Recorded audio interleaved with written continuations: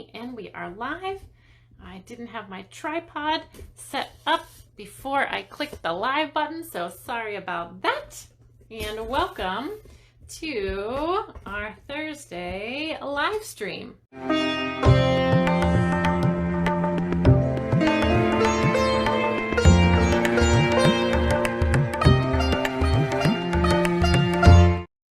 So, sorry that my lighting is terrible and it's very hot here in Arizona. Whew. So, how's it going? Would love to hear how things are. I'm going to answer a few questions and I will give you our code word for the week as we go on, as you listen. And I'm also going to tell you, we're going to answer some questions that we had in the group. And I'm going to tell you about the upcoming coaching program. Some people have asked, hey, I'm really liking this subtle body skills. I'm liking some things. I'm feeling the difference in my body. I like this approach. And we have things to support you in that. So let's start off with the questions. First question was, does meditation help with trauma? So this is a super good question, and often people who are interested in this work of the subtle body I just realized that I'm wearing my headphones and they're plugged into my computer and not into my camera, so I'm going to take those off. Oh, friends, it has been a day. So the question is, does meditation help with trauma? And this comes up a lot. Hi, Mariah. Because people who are interested in healing and the subtle body often have been doing various forms of meditation. So we should start out by also saying that what passes for meditation in the mainstream can be a whole lot of different things compared to maybe a more traditional sense of meditation, of working with the mind. And I talked with someone today and she said, you know, I'm just beginning in meditation. I want to go deeper because, you know, I know some people, like, they have a deeper meditation where they talk with spirit guides and they hear their intuition. And I said, whoa, whoa, whoa. What I want you to know is that that's not actually deeper meditation. So what's important to know, and we sort of talk about this in the Body Wisdom Academy around sort of like the realm of energy and astral things, but a common misconception among New Agey circles is that, hi Christine, is that if I'm like hearing voices or I'm talking with my guides, that's actually, or if I'm seeing colors, that's actually a deeper meditation. Now, there are in traditional teachings and understanding, so traditions from the East have a much more distinct and straightforward lineage about how does meditation really deepen, which has a lot to do actually with the subtle body, even though they don't call it that. And there are markers for deeper meditation, but they're not what we commonly hear in the New Aginess. So you'll often hear what people think as a misconception is spiritual, as they think like seeing colors or having phenomena, or, you know, a feeling of sort of altered consciousness, or communicating with guides, or having a vision. Those things are all okay, but they are not certifiable, proven markers of going into deeper states of meditation, which are actually eventually leading us to train the mind and then go beyond the mind. So the way that I responded to this sweet woman who was, first of all, like, don't worry, that doesn't mean that your meditation is bad, but I think it's important for people to hear, and then we'll get back to the original question, that there's kind of these two different phases. There's many phases, but starting out, the thing to know about meditation is that the most important thing to work on for a huge phase when we're starting out and working on ourselves and wanting to go in towards this thing that we call meditation is to really work on focusing the mind. So depending on your particular tradition or something that you've been taught, we always need to train the mind first to ultimately in the later stages be able to go beyond the mind. So That's an important thing to know. So at the beginning stages, you can do things like let your mind be blank, try to focus on not chasing after the thoughts and going down the rabbit hole with the thoughts. That's more of an open type of meditation, which is still focusing because you're trying to focus in that space where you're not getting drawn here and getting drawn there and getting drawn there. Anytime you're going chasing rabbits, you're not focusing. That can be quite difficult. Or you can focus on something that is a symbol for the divine. Hi, Lana. And so you can focus on something like a face or a particular aspect of the divine that you really feel called to. If you're a Christian person and Jesus is your gateway, you can focus on that. You can focus on a sign or a symbol like Om or the Pranava, that Om symbol. So there's lots of things you can focus on. Having a mantra or a sound that you focus on can also be helpful to focus the mind. And then have some of that space where it's more open and you're just seeing the thoughts drift by, but you're coming back to yourself. So got a little turned off. Coming back to the question, does meditation help us with trauma and healing? And the short answer is kind of, but not often. And the reason that I say that is what most people call meditation. Meditation and your ability to go into more meditative states is dependent on the wiring of your subtle body. Meditation is not purely a mind thing because we're not thinking. That's what I think people don't even stop to think about. Meditation, yes, it calms the mind, but it calms the mind because it's touching in with the vayus or the energy channels. It's focusing your layers of your subtle body in order to be more harmonized. The reason that we feel refreshed is that we are more integrated when we're trying to settle the mind or focus the mind so that it's not interfering with the rest of the subtle body. So actually, it's not often that meditation helps your trauma. It's true that spiritual practice in general, ultimately, everything will be brought to the surface and unified and healed in your own process towards oneness with the one. But it's a long process, so it might take you a couple lifetimes. So what I've seen, and I've been a part of different spiritual communities and traditions and Qigong and yoga, and I've really have been blessed to be in the company of spiritual masters of different traditions, and also had mentors who were therapists and worked in that way. So I've seen sort of the different sides that people can approach this from. And what tends to be more true is that trauma work actually ends up supporting and helping to go deeper in your meditation. Because if you have a block in your subtle body, it's going to be very difficult to go into any deeper states of meditation without a super deep dive. The exception to that is doing pretty intensive spiritual practices that most people are not really set up to do. So doing like a deep dive, 10-day silent retreat, working with a qualified teacher one-on-one, meditating for long periods at a time over a series of days.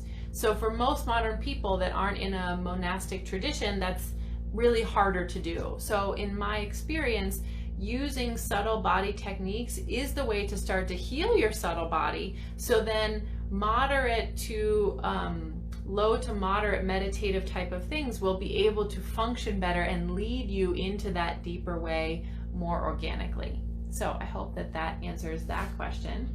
And we didn't have a whole lot of questions. I'm going to check back here in the, if you have any of them, put them in this little chat little thingy right here, and I will answer them.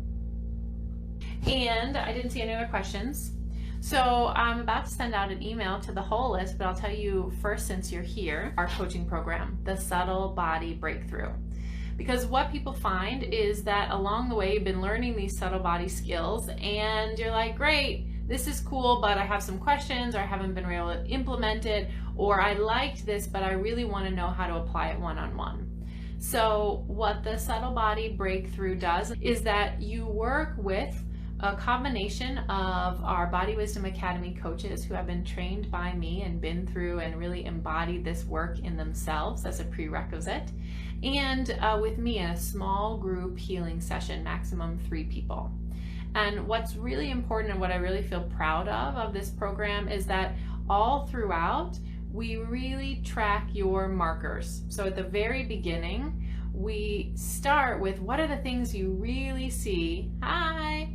What are the things that you really see that you want to make improvements on? And then we're tracking how those are over time. Because you've heard me say over and over again that one of the flags of subtle body work is that you can feel a change in the moment. So pretty much most people after their first session feel physically lighter, and that it actually lasts. So that's really important. So you get session 1, 2, and 3 are with your coach. Session 4 is the group healing with me, and session 5 is again with your coach going over your markers. And all along the way, I'm teaching you in each little module. Before each session, you get a video from me that teaches you the next level of skill and understanding to start to see how all of these subtle body things fit together.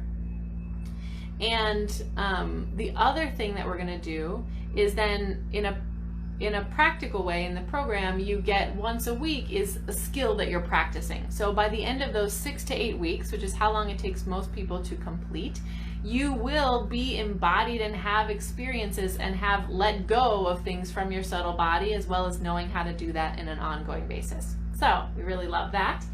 One of my heartfelt visions in the world has been to really get to work with a group of really badass healing women and men who get it, to really bring this work out into the world. I really do believe that a rising tide raises all boats, so it's been really fun to see what this has produced for people. So we only have a couple spots because we are human beings, and we'll only have a space to start a handful of people in this next round. So do let me know, and I'll get that link to you. You'll see it here in the group, probably starting tonight, to put in your claim your spot with a deposit. Oh, here's another one. Julie asked, would love to know what an average daily practice looks like from morning to bedtime. How many times do we center ground, protect our energy? What is normal, etc.? I guess I have a picture of what this looks like from a practical standpoint. Great question, Julie. Thank you. So the question is, what does it look like as a daily practice? What I recommend, and what we go deep into this in a retreat that we do about once a year, once every other year. It's going to happen this fall in November in Denver, called the Practical Spirituality Boot Camp. So everybody leaves that retreat really knowing their daily spiritual routine in a way that works for them. So there's not one particular spiritual dogma that we're following on this retreat. This Practical Spirituality Bootcamp is made to help you find your system that really connects you spiritually. So that's where we go deep in this. But to really answer in a short way, in a daily practice, I would say the most important is your bookends of the day. And it doesn't have to be a lot, but you get more subtle body points, more subtle body effect for, hey Joe, for really having something that you can do consistently. And ideally in a mind-body way. So for me in the morning, I find that doing something like prostrations, which a lot of Eastern traditions do, is very helpful. It's a physical movement. You could also do like sun salutations, where you do some sort of component in the morning that is mind centering. And that can just be thinking very clearly, what is it that I feel connected to? What is my request to the universe or God or to spirit to support me with today?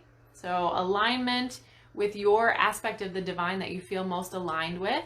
And then some sort of subtle body, mind body thing. Cool, thanks for saying hi. Some sort of mind body thing that has movement to it, or you could even do a little bit of tapping or a quick grounding exercise. So if you need something short for the morning in a subtle body way, I would say just do heart pelvis connection, grounding in the pelvis, and do your intention and sort of connection with your inner divine. And then at night, I think it's a nice thing to come down into sleep again with some kind of, I think this is usually a great time for learning or connection. So reading from some kind of spiritual text or something that points you in some kind of higher knowledge direction is a really helpful thing in the evening. If you can throw in a little bit of stretching or a little bit of yoga, I think that's really helpful. In terms of throughout the day, it really depends on what you feel like you're needing.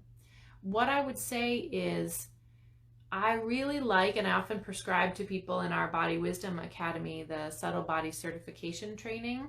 I will often say to people to get this little app called the Mindfulness Bell. And this is a free app that will ring randomly on your phone, which for some people they don't like. But I've actually had a woman who works in a more corporate environment, and she said, you know, Leslie, I put the mindfulness bell on there and I was in the middle of a meeting with my team and the mindfulness bell went off and someone said, what was that? And she said, I just said, that's the mindful bell. We should all take a deep breath. And she said, without, much coaching, everybody went, ah. So the mindful bell, as well as being in a way to break up your day, the main point of that, Julie, and this is a great question, is the main point is we want to have markers in our day where we check in to make sure that we're still with ourselves. Have we gone down a mind path? Have we separated out? Did we get stuck in fear and tightness? So the answer to how often I should check in with myself is, how often do you need to check in with yourself? At least a couple of times. So until those many times become continuous, and it can be as simple as a check-in and a deep breath, and then only if you notice that, wow, I can't really connect my heart with my pelvis, maybe I need to do a little troubleshooting there, that's when you actually need to do a practice. If you can just bring your awareness to it and then notice with a couple of breaths, maybe using the clearing phrases, you can come back and you can feel the heart connected to the pelvis, that's good. The purpose is not to be perfect. The purpose of spiritual practice, the purpose of natural health, the purpose of subtle body work is not to do subtle body work perfectly. It's to continually come back to really being connected in that space. Because when we are connected to ourselves, we are connected to what is, and we are in the flow of life. When we have to break it down to be stupid simple, we can say that the purpose of all of these practices is to listen and be in alignment with what is. So that's also the purpose of subtle body work, is to actually clear the path of the boulders and the things that are in the way of our soul purpose, of our healing, in a really integrated way. So great question, Julie. I hope that answered your question. And if there's anything that comes up, feel free to post that in the group as a follow-up question if there's something that wasn't clear. Thank you so much for your trust and letting me walk along this path with you. It really touches my heart and is a really source of inspiration in my own life and my own path.